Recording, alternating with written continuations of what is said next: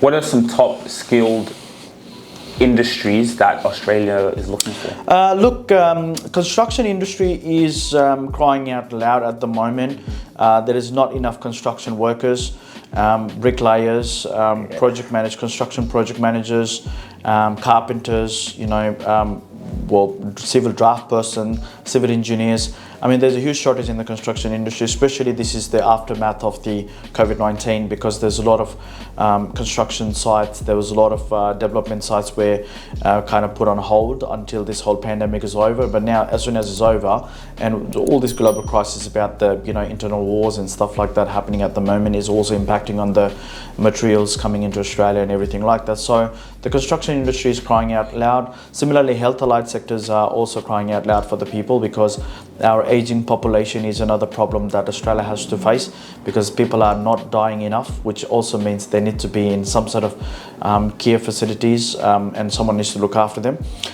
Which means, well, thanks to the advanced medical system, because now people are living longer, but at the same time we also have to deal with the situation, how we're going to look after these people who are in a fragile state of mind, and also they need a lot of caring and nurturing. So aging sector, registered nurse, doctors, some of the hospitals in our regional area are padlocked because we don't have enough doctors and nurses in our regional areas. NDIS funding system is one of the best in the world, and thanks to the Liberal government for introducing all of this. But then I think with the growing demand of the NDIS disability sector, I think there's another huge area that we also need people supporting our industry around that area. Hey guys, I'm here at the headquarters of Pro Visa Services, where you can get first-class professional service. You see, life is all about the service that you provide other people. How can you obsess over other people's problems? How could you obsess in the finer details in order to achieve your dreams? As a first-generation African immigrant, know what it's like to live here in Australia. The beauty, the life, being able to see my loved ones every single day. And we know so many other people want to be able to share and cultivate that experience. Well, here at Pro Visa Services, you get just that, a family environment where you're able to make your dreams come true.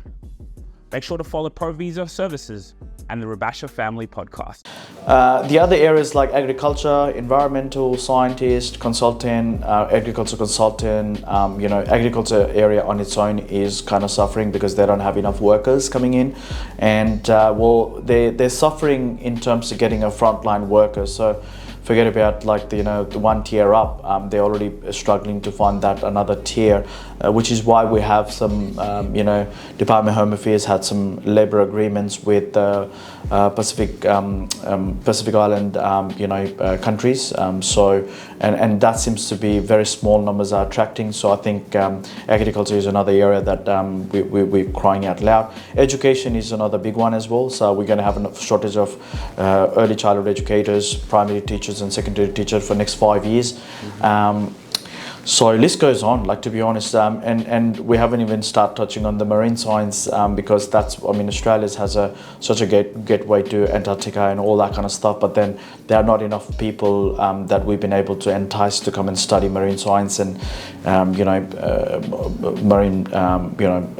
marine related topics, so we've not been able to attract all of this. So there's a huge gap in, whatever the area that I've talked about is something that we're already crying out loud, but then also we have to be prepared for emerging areas as well. For example, cybersecurity, fintechs, data science, data intelligence, artificial intelligence. So these are all emerging.